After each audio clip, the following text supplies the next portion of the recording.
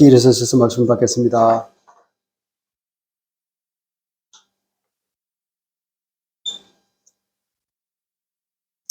다 같이 읽겠습니다. 시작.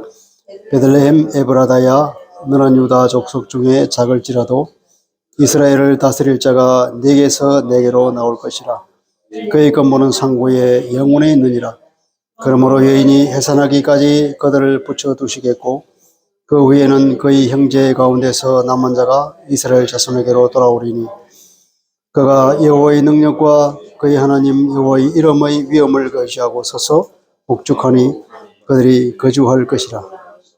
이제 그가 창대하여 땅끝까지 미치리라. 이 사람은 평강이 될 것이라. 아수르 사람이 우리 땅에 들어와서 우리 궁들을 밟을 때에는 우리가 7 목자와 8 군왕을 일으켜 그를 치리니 그들이 칼로 아수르 땅을 황폐하게 하며 니므롯 땅 어귀를 황폐하게 하리라. 아수르 사람이 우리 땅에 들어와서 우리 지경을 밟을 때에는 그가 우리를 그에게서 건져내리라. 아멘. 하나님의 말씀입니다. 앉으십시오.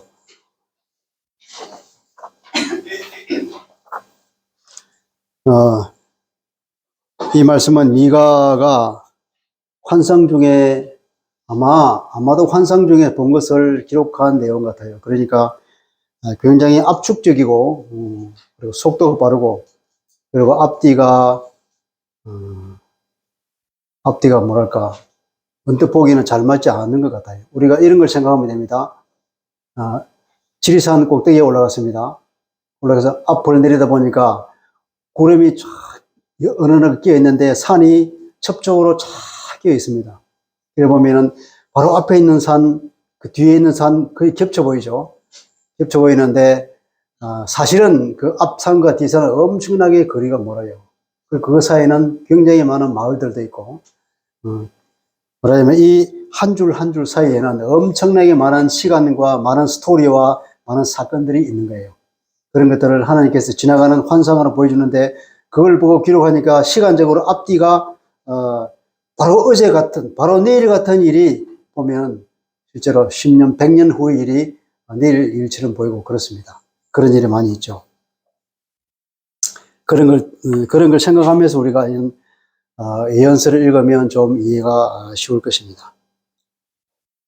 여러분, 명당이라는 말을 하잖아요. 명당. 보면 어떤 위인이 태어난다는 마을, 그 마을이 아주 명당 마을이라는 말을 하죠. 여기는 위인이 태어난 곳이다. 굉장히 좋은 땅이다. 이렇게 말하잖아요. 또 위대한 후손을 태어나게 할 자리라 그래서 그 묘자리를 또 명당을 찾아서 헤매는 사람들이 있어요. 그러니까 그 묘를 잘 쓰면 후손 중에 위대한 사람이 태어날 거다. 그런 자리가 명당이라고 합니다. 제가 살았던 고향은 첩첩산중 아주 산골인데 그 산 사이에 낙동강의 지류인 남강이라는 강이 있습니다. 진주를 지나서 흘러내려오는 구비구를 흘러나와서 저기 낙동강으로 합류되는 강인데 그 남강을 따라서 흘러가는 그 구비에 명당이 흔히 사람들이 말하는 두 곳의 명당이 있습니다. 왜냐하면 그곳에 두 재벌가가 탄생했기 때문입니다. 진양군 지수면, 제가 살았던 마을 조금 내려가서 강을 건너면 그게 진양군 지수면이었는데 제가 살던 곳은 어뢰문이고 그 지수면에 가면 유명한 LG가가 있습니다. 구씨와 허씨가 거기에서 탄생했죠. 그러니까 유명한 LG가가 거기가 고향이고 또 조금 그 강이 흘러 내려가면 이제는 이제 진양군 쪽이 아니라 이제 어뢰문 쪽에 어뢰문 정곡민이라는 곳이 있습니다. 거기 가면 이병철 씨가 거기서 태어났다고. 그러니까 한국의 두 유명한 재벌가가 그 남강을 따라서 탄생했거든요. 그래서 그 두 땅이 명당이라고 합니다. 여러분, 명당을 가보고 싶습니까? 그런데 명당 중에 명당이 어디냐? 메시아가 탄생한 그곳이 명당 중에 명당이 되었습니다. 오늘 이걸 보니까 베들레헴 에브라다야, 너는 유다 족속 중에 작을지라도 이스라엘을 다스리는 자가 내게서 나을 것이다. 이스라엘 다스리는 자, 이스라엘 다스리는 자가 뭐, 그러면 이스라엘 다스리는 자 왕이잖아요. 근데 왕이 메시아가 이스라엘 왕으로 오셨거든요. 여기서 말할 때는 이 이스라엘 다스리는 자가 바로 우리가 메시아라고 그렇게 해석을 하고 있습니다. 지난주 설교에서는 다니엘의 기도를 했을 때 하나님께서 엄청난 응답을 보여주셨는데 하나님의 그 구원 계획의 마스터 플랜을 쫙 펼쳐 보여주는 것을 우리가 봤죠. 그 핵심은 뭐라고 했습니까? 지난 설교가 너무 어렵다고 막 얘기를 하던데 제대로 이해를 못했다고 하는 사람이 많아서 아마 한 번 더 얘기를 했어요. 시간 나면 얘기해야 될 것 같아요. 어쨌든 지난주에 보면 71회의 예언을 다니엘이 받았는데 그 71회의 예언 중 가장 핵심이 뭐냐면 69일째에 하나님의 기름 부은 자가 온다는 그 사실. 그것이 그리스도이거든요. 기름 부은 자, 메시아. 기름 부음을 받은 사람이 바로 메시아요. 그것이 헬라어로 번역을 하면은 그리스도라는, 크리스토스라는 말이 됩니다. 크리스토스. 그것이 영어로 들어가서 크라이스트 되고, 그것을 우리말로 번역하면서 그리스도라는 말이 되었습니다.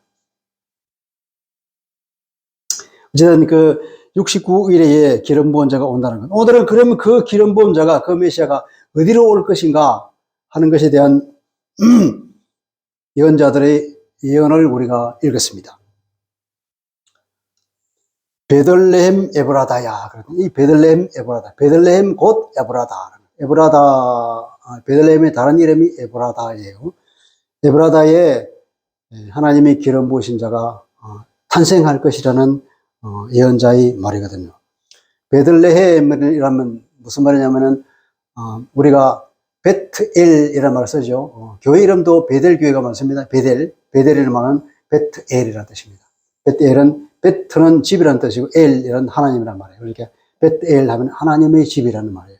그러면 베들레헴은 뭐냐면 베트레헴이라는 말입니다.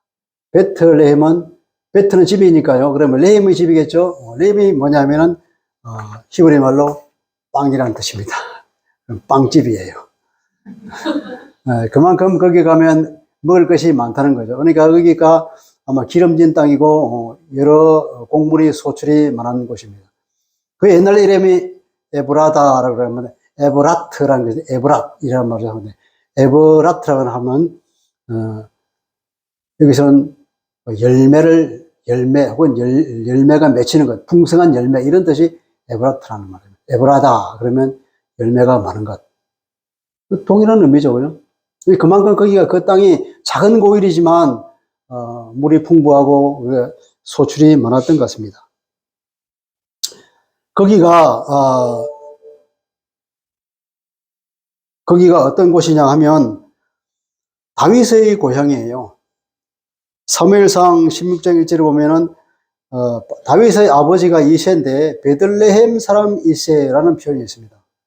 그러니까 이새가 베들레헴 사람이고 그러니까 당연히 다윗은 그 아버지 이새의 명을 받들어서 이 베들레헴 들에 나가서 양을 쳤겠죠. 그러니까 이 베들레헴은 다윗이 놀던 무대죠. 양을 치면서 놀았던 곳이 되겠습니다. 또 보면 다윗의 정조부가 누구냐면 보아스라는 사람이거든요. 우리 룻기에 나오는 그 룻과 결혼한 보아스라는 사람이 있잖아요. 이 보아스가 다윗의 정조부가 됐는데 이 보아스가 베들레헴이 고향이란 말이에요. 룻기 2장 4절에 보면은 이런 말이 있거든요. 마침 보아스가 베들레헴으로부터 와서 베는 자들에게 이르렀다. 그러니까 곡식을 거두는 사람들에게 이르렀다. 베들레헴이 자기 고향이고 베들레헴 인근에 있는 그 밭에 보아스가 자기 밭에 왔다는 거죠. 그러니까 보아스가 베들레헴 사람이고 다윗도 베들레헴 사람이고 그러니까 여기 베들레헴이 말하자면 다윗의 고향인 거죠. 메시아가 누구로 오냐 그러면 성경에 의하면 다윗의 후손으로 온다 그랬죠. 다윗 후손, 다윗의 왕의 계보를 잇는 사람으로 온다고 그렇게 예언이 되어 있잖아요. 그런데 또 보면 이 에브라다가 이스라엘 사람들에게는 슬픔의 땅으로 인식되어 있습니다. 왜냐하면 창세기 39장 15절에 보면 라헬이 베냐민을 낳다가 상고에 죽거든요. 마침 베냐민은 살았는데 죽으면서 너무 고통스러우니까 이 아들 이름을 지으면서 고통의 아들이라고 이름을 지었습니다. 베노니라고 지었습니다. 그러고는 죽었는데 이스라엘 사람들 그 후에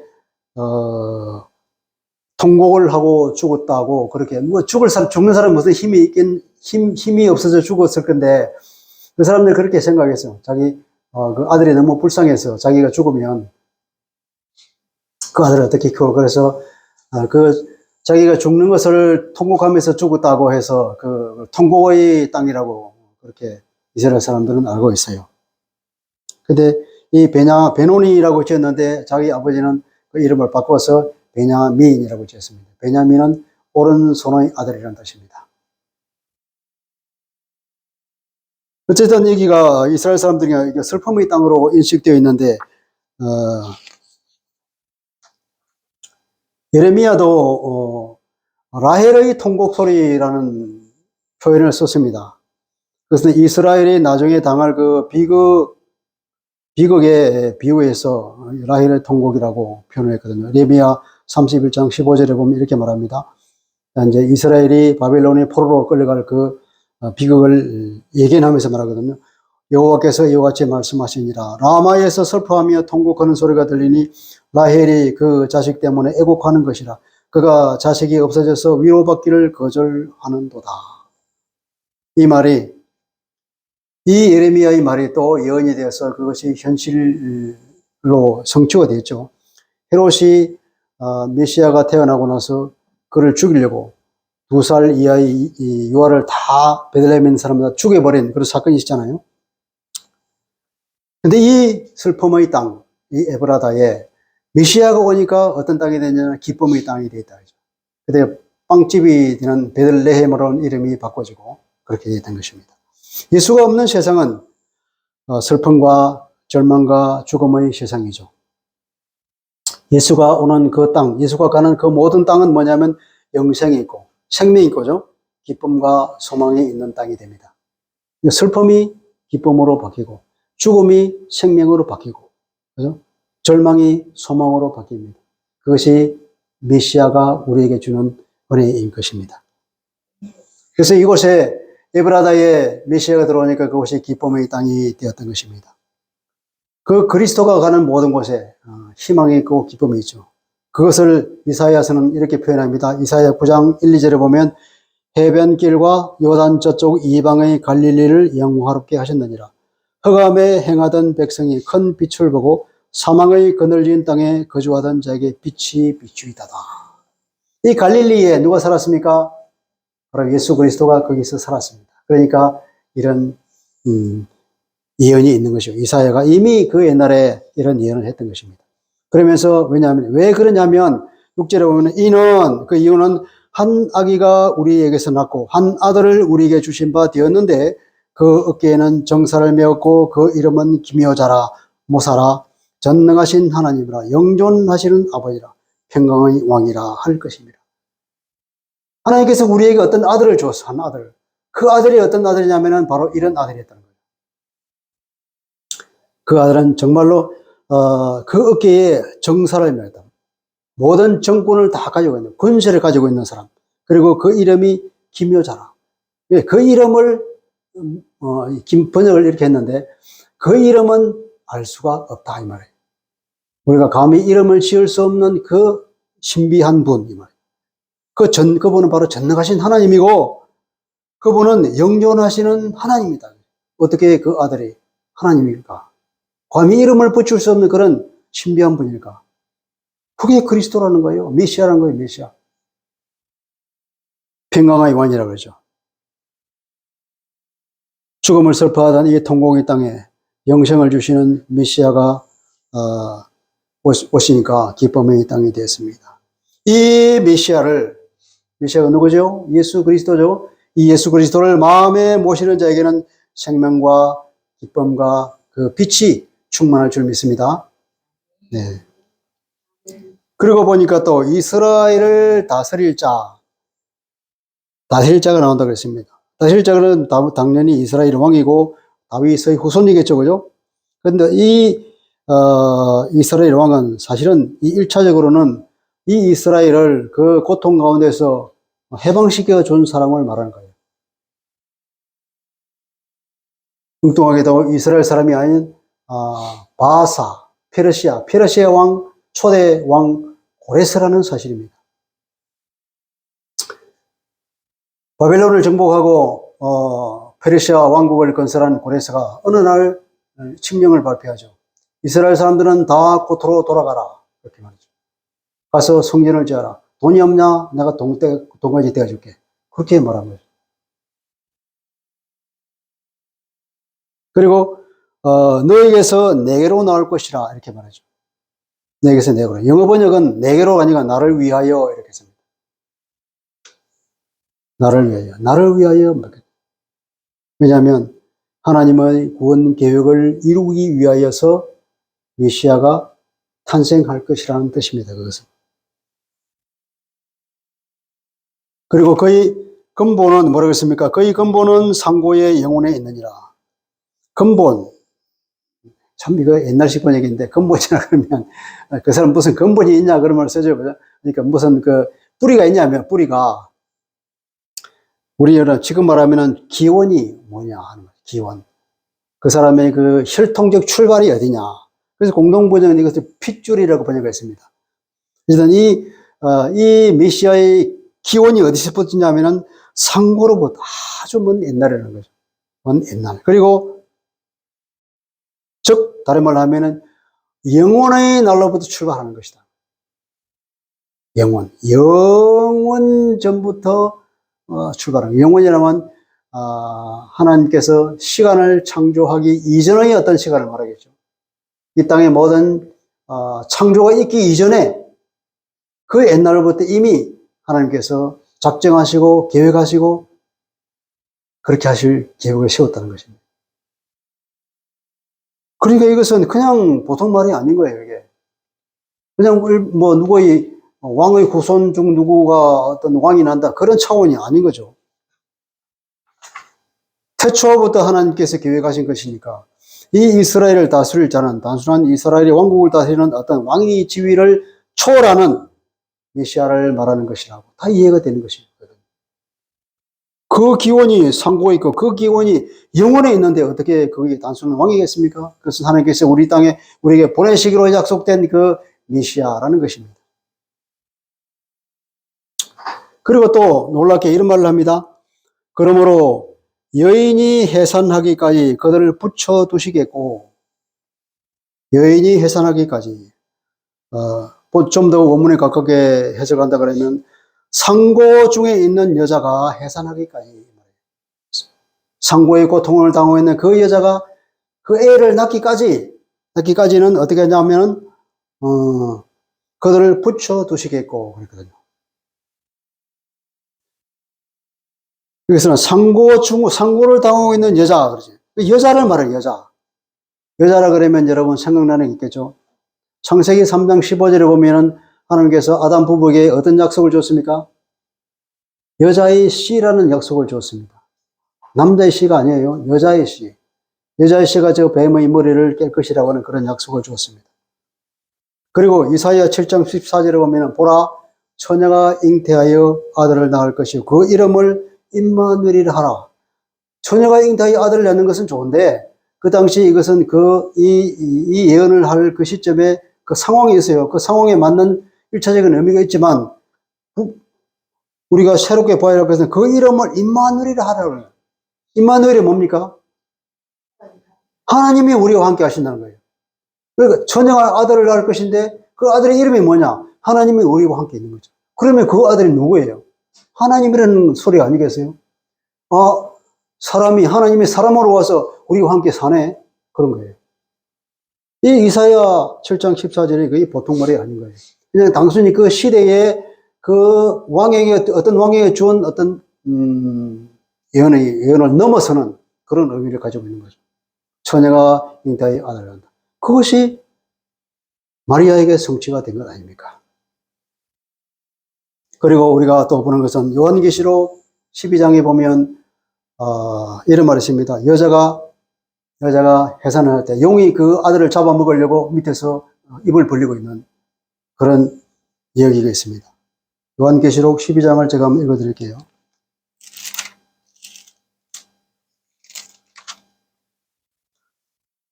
하늘에 큰 이적이 보이니 해를 옷 입은 한 여자가 있는데 그 발 아래에는 달이 있고 그 머리에는 12별의 관을 썼더라. 이것은 요셉이 꾼 꿈을 연상하는 것이고 달리 말하면 이건 이스라엘을 상징하는 것입니다. 이 여자는. 이 여자가 아이를 베어서 해산하게 되매 아파서 애를 쓰며 부르짖더라. 하늘에서 또 다른 이적이 보이니 보라 한 큰 붉은 용이 있어 머리가 7이요 뿔이 10이라 그 여러 머리에 7 왕관이 있는데 그 꼬리가 하늘의 별 3분의 1을 끌어다가 땅에 던지더라. 용이 해산하려는 여자 앞에서 그가 해산하면 그 아이를 삼키고자 하더니 무시무시하죠. 여자가 아들을 낳으니 이는 장차 철장으로 만국을 다스릴 남자라. 이게 누구겠습니까? 이게 메시아라는 거예요. 장차 온 세상을 다스릴 메시아 그리스도. 이 아이를 하나님 앞 그 보좌 앞으로 올려가더라. 예수 그리스도가 이 땅에 와서 십자가를 지고 어떻게 됐습니까? 죽고 부활해서 승천해 있죠. 하늘로 올라갔죠. 이 얘기를 하고 있는 겁니다. 그 여자가 광야로 도망하며 거기서 1260일 동안 그를 양육하기 위하여 하나님께서 예비하신 곳이 있더라. 이제 그 여자는 이스라엘에서 교회로 바뀝니다. 이 여자는 이제 교회를 상징합니다. 교회를 상징하는 이 여자가 광야로 도망을 쳐서 이 사탄의 공격으로부터 하나님의 보호를 어떻게 받냐? 1260일 동안 받는다. 1260일을 원로 계산하면 42개월이에요. 이걸 연으로 계산하면 3년 반입니다. 그래서 다니엘서에 말하는 한 때와 두 때와 반 때, 곧 세 때 반을 얘기하는 것입니다. 놀라운 일이죠. 이런 이 아들이 베들레헴에 탄생하는 것입니다. 여기서 이제 태어날 나기는 바로 메시아라는 사실을 우리가 너무나 명확하게 알 수가 있는 것이죠. 두 번째는 해산하기까지 그들을 붙여두겠고 그렇습니다. 붙여두겠고 하는 것은 무슨 근거로 이렇게 번역했는지 모르지만 제대로 의미는 하나님께서 주어가 빠졌어요. 주어는 뭐냐? 하나님께서 그들을 주어버릴 것이다. 준다 말이에요. 누구에게 주었을까요? 바벨론에게 준 거예요. 이스라엘 사람들을 하나님께서는 바벨론에게 주었잖아요. 그들을 징계하기 위해서 바벨론을 몽둥이를 사용해서 이스라엘을 맡겨버린 겁니다. 그러니까 버려둘 것이다. 하나님께서는 해산하기까지 이스라엘 사람들을 버려둘 것입니다. 이것은 1차적인 의미는 그들을 다스릴 왕, 아까 고레스라고 했죠. 그 고레스가 오기까지는 그들은 바벨론의 포로로 잡혀가 있을 것입니다. 참 묘한 것이 이사야 45장 1절에 보면 이 고레스를 하나님께서는 당신이 기름 부어서 세운 왕이라고 합니다. 여호와께서 그의 기름 부음을 받은 고레스에게 이같이 말씀하시되, 고레스가 태어나기도 100년도 훨씬 전에 벌써 이런 말이 있어요. 하나님께서 기름 부어 세운 왕 고레스. 1차적으로는 그 고레스가 다 돌아가라 이렇게 말함으로써 그것이 성취가 되었습니다. 그러나 그 말은 2차적으로는 달리 말하면 그리스도가 오시기까지 더 깊은 의미로는, 그죠? 아까 제가 말했죠. 산을 멀리 바라보니까 바로 앞에 있는 산이 있고 또 뒤에 있는 산이 있습니다. 이것은 바로 그 뒤에 있는 산을 말하는 거예요. 그리스도가 오시기까지 성경이 모든 사람을 죄 아래에 가두었다. 어디 나오는 말일까요? 갈라디아 2장 22절 말씀입니다. 23절에 이렇게 말합니다. 우리는 믿음이 올 때까지, 다시 말하면 그리스도가 올 때까지 율법 아래에 매였고 그 안에 갇혔다. 모든 인류는 다 율법 아래에 갇혀서 죄 아래에 갇혀있고 다 하나님의 심판 가운데 있다는 것을 누구나 다 알아차릴 수 있도록 하나님께서 그렇게 다 만들어버렸다는 겁니다. 그래서 로마서 3장 19절에 이렇게 말합니다. 1장 2절에서 이방인이든 유대인이든 다 하나님의 심판 가운데 있다는 것을 논증하고 난 뒤에 이렇게 말합니다. 무릇 율법이 말하는 바는 모든 입을 막고 온 세상으로 하여금 하나님의 심판 아래 있게 하려 함이라. 누구든지 구원받아야 할 사람이라면 한 사람도 의에 없이 다 구원받아야 돼요. 구원받지 않으면 다 하나님의 심판 가운데 떨어지게 됩니다. 이런 절박함을 알아야 되는 거예요.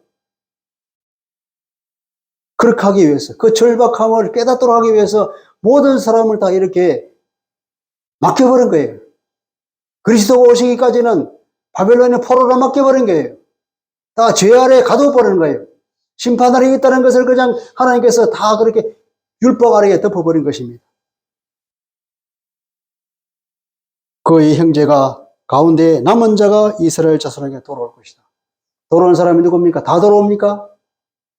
실제로 돌아가라 그랬는데 일부만 돌아왔죠, 그죠? 1차 기환, 2차 기환, 3차 기환이 있었는데 일부만 돌아왔습니다.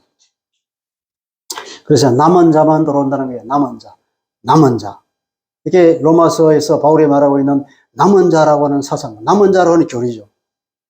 일부만 귀국합니다. 그것을 다른 말로 하면 그리스도가 이 땅에 와서 하나님의 복음을 선포할 때에 그 사람이 회개하고 예수를 믿은 사람이 유대인 중에 몇 명이 있었습니까? 극히 소수의 남은 자만 있었습니다. 더 나아가서 이제 그 복음이 이방인에까지 넘어갔을 때에 하나님의 선택을 받아서 예수를 믿고 구원을 받은 사람이 몇 사람이나 됩니까? 소수라 이 말이에요. 남은 자만 하나님께 돌아온다는 거예요. 이 남은 자에 하나님의 선택을 받은 여러분, 하나님께 감사하시기 바랍니다. 메시아가 탄생한 이후에는 이스라엘의 남은 자들의 해방과 대회심 사건이 따를 것입니다. 바울이 그랬죠. 유대인들은 어떻게 될 것이냐. 로마서 11장에 보면은, 이제 이방인들이 다 구원받는 것을 보고 시기가 나서 자기들도 예수를 믿고, 대거 회개하고 죽기로 돌아올 날이 있을 것이라고 그러죠. 이것은 또 이방인에게 주님의 그 거룩한 빛이 비치고 구원이 이방인에게 넘어갈 것이라는 의미도 되겠죠. 이사야 49장 6절입니다. 내가 또 너를 이방의 빛으로 삼아서 나의 구원을 베풀어서 땅끝까지 이르게 하리라 그랬습니다. 이 메시아를 이방의 빛으로 삼았다고 예언하고 있습니다. 그래서 그 그리스도가 이방의 복음을 선포할 때에 그것이 구원의 빛이 되어서 우리에게 들어옵니다. 그래서 그 빛 때문에 우리가 그리스도를 알고 하나님의 자녀가 되고 믿고 구원을 받은 것입니다.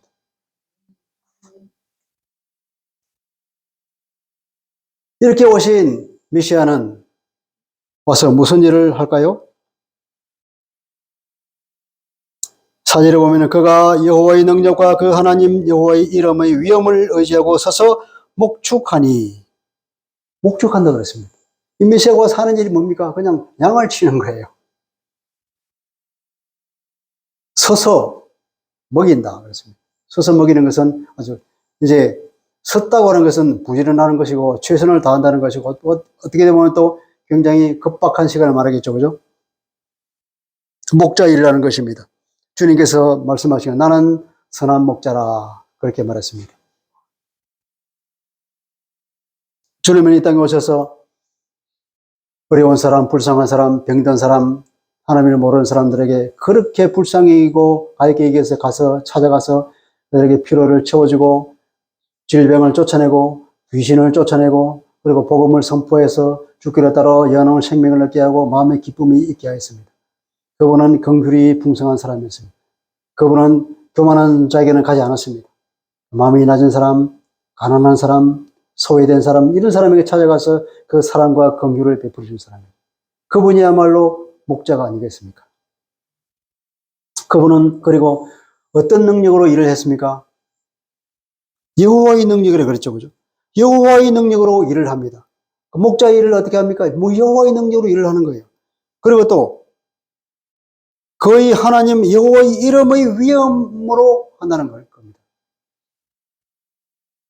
아니 이렇게 하찮은 베들레헴의 마구간에서 말고요에 태어난 그 사람이 어떻게 하나님의 능력으로 일을 합니까? 하나님의 위엄으로 일을 한다고요? 그렇습니다. 그분이야말로 하나님의 아들이요 하나님 자신이기 때문에 그렇죠. 아까 그랬죠. 우리에게 한 아들이 낳았는데 그는 이름을 붙일 수 없는 신비한 사람이고 그분은 바로 하나님이라고 그랬잖아요. 그 이름을 임마누엘이라고 그랬잖아요. 하나님이 우리와 함께 하신다는 그 이름을 가진 사람.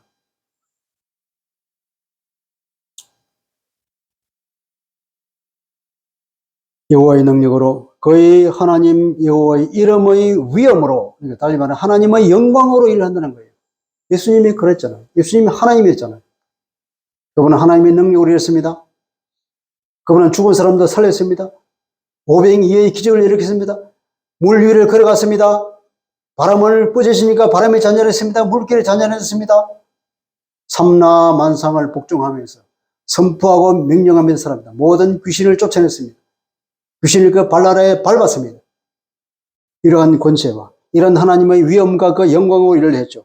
왜냐? 그분은 하나님의 아들이요 본질상 하나님 자신이기 때문에 그렇습니다. 요한복음, 특별히 요한복음 보면은 그 그리스도가 하신 일을 보십시오. 하나님이 아니고서는 일을 할 수가 없는 거예요. 그리고 이분은 하나님의 나라를 건설했습니다. 그렇게 사역을 하니까 어떻게 됐다 그랬습니까? 서서 목축하니 그들이 거주할 것이라. 이제 그 백성들이 편안하게 살 것이라는 뜻이에요. 거주할 것이라는 건 산다는 거예요. 거기서 이제 집을 짓고 정주하는 거죠. 편안히 사는 것입니다. 나라가 안정이 되고 확립되면 그렇게 됩니다. 그리고 5절에 보면은 이 사람은 평강이 될 것이라고 했습니다. 이 사람은 평화라 이 말. 일부 번역은 이것을 영어 번역에 이 사람은 우리의 평화다 이렇게 번역했죠. 우리의 평화로 넣으면 안 됩니다. 왜냐하면 온 만유의 평화이기 때문에 그렇습니다. 일단 우리뿐 아니라 온 만유, 온 피조물 세계 전체를 아우르는 평화를 가지도록 분이기 때문에 그렇죠. 빌립보서 2장 9절 10절에 보면 하나님이 그를 지극히 높여서 모든 이름 위에 뛰어난 이름을 주사 하늘에 있는 자들과 땅에 있는 자들과 땅 아래에 있는 자들로 모든 무릎을 예수의 이름에 꿇게 하셨다 그랬습니다. 이분이 누구입니까? 그냥 단순히 우리의 평화입니까? 이 땅의 평화뿐입니까? 온 우주의 평화일 뿐 아니라 온 영적 세계까지 다 포함하는 그 모든 세계의 왕으로 등극하신 분입니다. 그 모든 세계에 그분의 평화를 주시는 분입니다. 할렐루야. 이 그리스도의 샬롬이 어떻게 우리에게 주어집니까? 예수 그리스도를 믿음으로 우리 마음에 평화가 들어옵니다. 이 완전한 하나님의 샬롬이, 그리스도의 샬롬이 올 때는 언제입니까? 그분이 재림할 때입니다. 주님이 재림할 때 요한계시록 21장 4절에 보십시오. 모든 눈물을 그 눈에서 닦아주시니 다시는 사망이 없고 애통한 것이나 곡하는 것이나 아픈 것이 다시 있지 아니하리니 처음 것들이 다 지나갔습니다. 며칠 전에 저희 작은 형님이 소천했습니다. 제가 가서 이 말을 선포했습니다. 이제 이 육신의 몸을 벗고 저 영혼은 하나님 나라에서 주님의 품에 들어가서 모든 눈물을 그 눈에서 닦아주고 다시는 사망이 없고 애통하는 것이나 곡하는 것이나 아픈 것이 다시는 없는 처음 것이 완전히 지나간 주님이 재림할 때 있는 그 영원한 하늘나라에 들어갔음을 제가 선포했습니다. 아멘. 그리고 4절 보면 이제 그가 창대하여 끝까지 땅 끝까지 미치리라 했습니다. 왜 그런 일이 생기냐면 우리 번역이 조금 잘못된 앞에 보면 왜냐하면 이 말을 하세요. 왜냐하면 이제가 아니라 지금 이 말이에요. 급박합니다.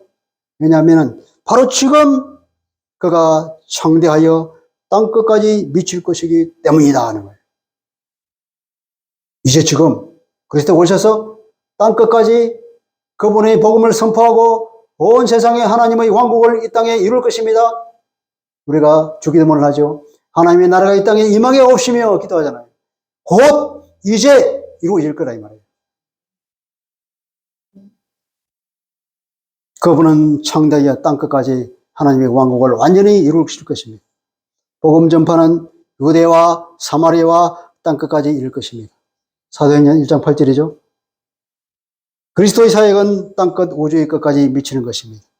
하나님의 구원 사역의 범위는 비단 우리 인간뿐 아니라 이 모든 피조 세계도 들어가고 그리고 저 영적인 세계까지도 포함하는 것입니다. 전 우주적입니다. 그래서 에베소서 1장 9절 10절 이렇게 말합니다. 그 뜻의 비밀을 우리에게 알리신 것이요. 하나님의 비밀을 우리가 알렸다. 그 비밀이 무엇일까? 하늘에 있는 것이나 땅에 있는 것이 다 그리스도 안에서 통일되게 하려 하십니다. 하늘에 있는 것과 땅에 있는 모든 것이 그리스도 안에서 복종하게 되는 것. 그것이 하나님의 비밀이에요. 그것이 하나님의 구원 계획의 완성인 것입니다, 여러분. 이 놀라운 하나님의 구원 계획의 일로 이제 베들레헴에 메시아를 보냈던 것입니다. 할렐루야. 네. 그래서 메시아가 이 땅에 오셔서 하나님의 그 구원 계획을 완성하죠.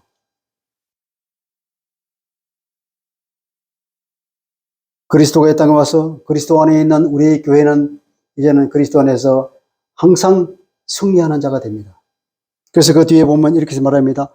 자, 사람이 우리 땅에 들어와서 아수르죠. 아수르 사람이 우리 땅에 들어와서 우리 궁들을 밟을 때에 우리가 7 목자와 8 군왕을 일으켜 그를 치리니 그들이 칼로 아수르 땅을 황폐하게 하고 니므로 땅 어기를 황폐하게 하리라. 여러분, 이스라엘의 역사에서 이스라엘 사람들이 외부에 나가서 다른 나라를 침략해서 그 황폐하게 했다는 그런 역사가 있습니까? 우리나라도 그렇잖아요. 우리나라가 어디 나가서 다른 나라를 침략해서 그들을 도륙을 했던 그런 적이 있습니까? 그런 적이 없어요. 그런데 왜 이런 말이 있습니까? 그것은 바로 이스라엘 말하는 것이 아니라 이제 교회를 얘기하는 것입니다. 교회. 아수르 땅 니므로 성문을 황폐하게 하려고. 니므로 땅 어기를 그러죠. 어기. 근데 성문을 말하는 거예요. 그 성문을 다 부셔버리는 거예요. 성문을 부셔버리면 그것을 다 점령하는 것 아닙니까? 황폐해 간다는 것은 원래의 뜻은 거기서 양을 치겠다 이 말이에요. 도시를 다 무너뜨려버리고 양을 방목하는 땅이 되겠다 그런 의미죠. 이게 애들로 사는 그런 표현입니다. 양을 그냥 목축장이 되게 만들어버리겠다 그 말이에요. 아수르로 상징되는, 아수르로 대표되는 적그리스도를 말합니다. 적그리스도가 누굴까요? 사탄이죠. 사탄의 세력을 말하는 거예요. 그리고 7 목자나 8 군왕이라는 것은 어떤 대적을 만나도 이길 수 있는 강력한 힘을 소유하고 있다는 거예요. 영적 이스라엘이 소유가 있다는 거예요. 영적 이스라엘이 누구냐? 교회를 말한다고 봐야 되겠죠. 마태복음 16장 18절 말씀입니다. 너는 베드로라. 내가 이 반석 위에 내 교회를 세우리니 음부의 권세가 이기지 못하리라. 주님께서 베드로의 신앙 고백을 보고 이 신앙 고백 위에 내가 교회를 세우겠다. 이 교회를 세우는데 음부의 권세가 이기지 못할 것이다. 여러분, 음부의 권세가 이기지 못할 것이라. 이게 번역이 좀 잘못된 거예요. 너무 소극적 번역이에요. 원문은 무슨 말이냐면은 교회를 세울 것인데 하데스의 문이 교회를 이기지 못한다는 겁니다. 그러니까 이 하데스라고 하는 그 음부, 지옥의 문이죠. 지옥이 성이 있기 때문에 지옥 성을 닫는 그 성문이 있잖아요. 그 성문이 이 교회를 이기지 못한다는 거예요. 그럼 무슨 말입니까? 아까는 우리가 어떻게 읽었죠? 음부의 권세가 이기지 못하는, 음부의 권세가 교회를 쳐들어오더라도 교회가 능히 이길 것이라는 그런 의미에서 해석되죠. 그죠? 그게 아니란 말이에요. 이제 교회가 사탄의 왕국을 침략해서 들어갑니다. 음부의 성문을 파괴합니다. 그 음부의 성문이 이기지 못한다는 거예요. 누굴 이기지 못한다고? 교회의 공격을 이기지 못한다는 거예요. 할렐루야. 이제 교회는 사단의 왕국을 향해서 진격해 나갈 것입니다. 예수의 이름으로 그것을 완전히 무너뜨려 버릴 것입니다. 완전히 파괴해 버릴 것입니다. 왜냐? 예수 그리스도 이미 사단의 머리를 깨버렸기 때문에 그렇습니다. 우리에게 어둠의 역사입니까? 우리 마음을 답답하게 만드나요? 우리 앞길을 막는 뭐가 있습니까? 우리에게 질병을 가져옵니까? 우리 사업을 무너뜨립니까? 무엇이? 그 어둠의 권세를 예수의 이름으로 무너뜨리기 바랍니다. 예수 이름의 권세를 사용하시기 바랍니다.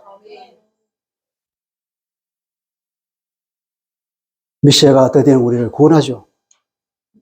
6절 맨 마지막에 보면은 그가 그에게서 아수르에서 우리를 건져낼 것이다. 그 사탄의 공격으로부터 우리를 완전히 건져낼 것이라고. 그렇습니다. 우리는 모두 사탄의 공격으로부터 건짐을 받은 사람입니다. 우리는 알게 모르게 많은 사탄의 공격을 받았습니다. 그러나 그때마다 주님께서 우리를 지켜주시고 우리를 그 위험에서 빼냈습니다. 그래서 여기서 보면 우리를 건져내리라는 것은 우리가 그 위험에서 팍 빼내는 것, 그걸 말하는 거예요. 낚아채서 그 위험에서 우리를 사단의 그 입안에 들어가려고 하는 그 찰나에 우리를 낚아채가지고 빼낸 겁니다. 할렐루야. 이스라엘로 표현되는 하나님 나라, 이 교회가 종말론적으로 승리를 거둘 것이라는 말입니다. 네. 말씀을 다시 정리해 보겠습니다. 그리스도는 성경의 예언에 정확히 일치하여서 베들레헴에 왔습니다. 그죠? 창세기 3장 15절 여자의 씨로 오셨고, 이사야 7장 14절에 처녀가 잉타하여 아들을 낳는 그 임마누엘로 오셨었고, 요한계시록 12장에 나오는 그 여자가 해산하는 그 아들로 왔습니다. 베들레헴, 즉 에브라다에 왔습니다. 슬픔의 땅 에브라다에 주님이 오셔서 그곳은 이제 기쁨의 땅이 됐습니다. 언제 이것이 성취가 됐습니까? 미가 선지자가 이 예언을 한 이후에 무려 700년이나 흐른 뒤에 이것이 이루어졌습니다. 하나님은 정말로 신실하신 분입니다. 하나님은 정말로 전능하신 분입니다. 여러분, 이런 하나님의 말을 안 듣고 누구 말을 듣겠습니까? 이렇게 하나님이 신실하시고 하나님이 전능하시고 하나님이 선하시고 하나님은 우리에게 자비롭건만 왜 이런 하나님의 말씀을 듣지 않는지 모르겠어요. 베들레헴에 나실 그 메시아는 겸손의 왕이죠. 작은 땅, 아무도 관심 가지지 않는 그 시골 한 구석 베들레헴, 그것도 그 마구간에서 마을 고유의 아주 천한 곳에서 태어났습니다. 교만한 자들은 예루살렘에 있습니다. 왕궁에 있습니다. 여러분, 왜 예수님이 태어날 때부터 겸손을 강조하면서 태어나셨을까요? 그것은 바로 아담의 교만을 버리라는 메시지입니다. 아담의 교만. 아담이 교만해서 하나님을 떠났잖아요. 아담이 나도 내가 하나님이 되겠다고 하는 그 생각 때문에 하나님으로부터 쫓겨났잖아요. 하나님이 선악을 판단하니까 나도 선악을 판단하겠다고 나도 할 수 있어 하면서 선악을 판단했는데 어제 기준 다르고 오늘 기준 다르고 네 기준 다르고 내 기준 다르니까 서로 싸움만 일어나고 온갖 범죄가 다 발생했죠. 그것이 인간의 원죄라는 거예요. 죄의 뿌리가 바로 그거라는 것입니다. 내가 왕되고자 하는 것. 이것이 우리 죄의 뿌리입니다. 그것을 버리라는 거죠. 요한복음 8장 21절입니다. 주님께서 바리새인들이 이렇게 말합니다. 다시 이르시되 내가 가리니 간다고 하는 것은 십자가에 매달려서 이제 죽고 부활한다는 그 말이에요. 나는 이 땅을 떠날 거야 하는 거예요. 가리니 너희가 나를 찾다가 너희 죄 가운데서 죽겠고 이 죄 문제를 해결하지 못한다 이 말이에요. 내가 가는 곳에는 너희가 오지 못하리라. 24절에 보면은 너희가 만일 내가 그인 줄 믿지 않으면 내가 메시아라는 것을 믿지 않으면 너희 죄 가운데서 죽으리라. 이 죄 문제를 해결하지 않고서는 하나님 나라가 갈 수가 없고 구원을 받을 수가 없는데 바로 죄 가운데 죽을 거잖아요. 비참한 처우를 주님께서 책망하는 줄로 말하고 있는 것입니다. 우리는 누구나 다 내가 왕이고 내가 하나님으로 생각하고 있습니다. 그렇게 생각하는 사람은 내 죄를 인정하지 못합니다. 자복하지 못하는 거예요. 내가 죄인이라는 것을 깨닫지 못하고 내가 구원받아야 할 사람, 내가 정말로 비참한 상태에 빠져있던 사람, 내가 형편없는 상태를 깨닫지 못하는 거예요. 끝내는 구원을 거부하고 죄 가운데서 죽는다는 것입니다. 제가 이번에 가서 장로 예배를 들으면서 그때가 또 생각날 그 기회가 있을 때마다 열심히 복음을 전했습니다. 선포했습니다. 그런데 사람들이 내가 구원받아야 할 사람이라는 것을 깨닫지 못하는 거예요. 그게 뭐냐? 내 안에 교만이 가득 차 있기 때문에 그렇습니다. 나는 아무 죄가 없어. 난 구원받을 필요가 없는 사람이야. 그렇게 생각합니다. 그것이 교만이라는 거예요.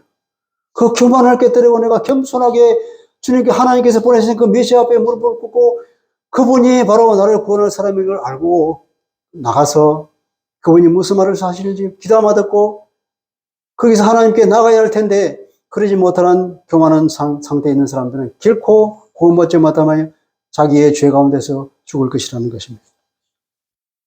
이 메시아는 목자의 일을 했죠. 사랑으로 보살펴 주었습니다. 평화의 나라를 만드셨고 드디어 교회가 승리해 가실 그분입니다. 하나님의 구원 사역은 온 우주이기도 하나님의 구원이 끝나는 때 뭐라 그러면 말입니까? 새 하늘과 새 땅이라고 그러죠. 이제 그것은 다 지나갔다는 재창조가 일어나는 것입니다. 그 창조의 완성이 바로 구원의 완성입니다. 여러분 오늘 우리에게 주신 말씀이 뭘까요? 메시아가 베들레헴에 나셨습니다. 그 하찮은 마을 베들레헴에 겸손하게 태어나셨습니다. 이런 예수 그리스도를 나의 주인이요 나의 왕이요 나의 하나님으로 영접합시다. 네. 그분을 영접하셨습니까? 그렇다면 이제는 더 이상 이제 내가 나로 살지 맙시다. 옛날에 나로 살지 맙시다. 내가 내 주인으로 살지 말자 이 말이에요. 나는 죽고 내 안에 그리스도가 사시는 그런 삶을 삽시다. 그래서 내 생각, 내 능력 것을 버리고 주님의 생각으로 삽시다. 주님의 능력으로 삽시다. 우리가 성찬을 냈습니다. 주님과 연합을 했습니다. 주님께 열반하는 것은 주님의 마음이 내 마음이 되고 주님의 생각이 내 생각이 되고 심지어는 주님의 감정까지 내 감정이 돼서 그리고 주님의 능력이 내 안에서 내 능력이 되고 이제는 더 이상 나로 살지 아니하고 과거에 나는 주님 안에서 죽고 이제 내 안에 오신 그리스도의 능력으로 그리스도의 마음과 그리스도의 생각으로 그렇게 사는 것입니다. 삶의 매 순간들마다 어떤 선택을 하느냐? 주님의 내 안에서 선택을 하는 거예요. 오른쪽으로 갈까요? 왼쪽으로 갈까요? 주님 오른쪽에 가면 오른쪽으로, 왼쪽으로 가면 왼쪽으로 가고 그렇게 하나하나 우리가 선택을 해 나갈 때 그것이 우리의 삶이 쌓여서 우리는 나로 살지 않냐고 그리스도로 사는 삶이 될 줄 믿습니다. 그래서 사도 바울은 말합니다. 나는 날마다 죽노라 그렇게 말했습니다. 고린도전서 5장 15장 31절입니다. 심지어는 그것은 나의 자랑이다 이렇게 말하죠. 여러분 우리의 자랑도 나는 날마다 죽노라 이렇게 하는 것이 우리의 자랑이 되도록 합시다. 날마다 우리가 주님과 연합하면서 성찬하면서 주님의 마음과 생각이 내 마음이 되고 내 생각이 되고 주님의 능력이 내 능력이 돼서 이제는 더 이상 내 능력으로 내 생각으로 내 살지 않냐고 주님이 내 안에 지혜가 되시고 주님이 내 안에서 선택이 되어 주셔서 하나님 보시기에 아름다운 삶을 살아갈 수 있다. 그리고 우리가 할 일은 뭡니까? 그분을 경배하는 일뿐입니다. 자비롭고 은혜로우신 그 예수의 왕국에 우리가 들어가서 그 자비롭고 은혜롭게 통치하시는 그 통치자 그 왕인 우리 예수님을 찬양하며 경배하며 삽시다. 기도합시다. 하나님 아버지 오늘 베들레헴 에브라다에 나신 메시아 우리 주 예수 그리스도를 생각해 봤습니다. 하나님은 전능하시고 선하시고 그래야 무려 700년 전에 미가를 통해서 예언한 그 예언이 베들레헴에 드디어 메시아를 주님께서 보내시고 겸손의 왕으로 평화의 왕으로 이 땅에 오셔서 우리의 구원을 이루시고 우리가 영원히 살아갈 왕국의 하나님의 왕국으로 등극하셨음을 보게 됩니다. 우리가 이 주님을 우리 마음에 모시고 더 이상 나 자신으로 살지 않으며 주님의 능력과 주님의 마음과 주님의 생각으로 살고 그리고 항상 주님을 찬양하며 경배하게 살아갈 수 있도록 우리 은혜를 베풀어 주옵소서. 예수 그리스도 이름으로 기도합니다. 아멘.